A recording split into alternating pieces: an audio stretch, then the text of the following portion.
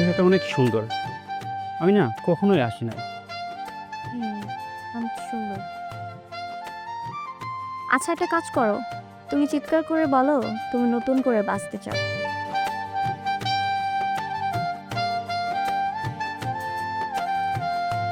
আমি বাঁচতে চাই নিজের মতো করে, সাহস নিয়ে।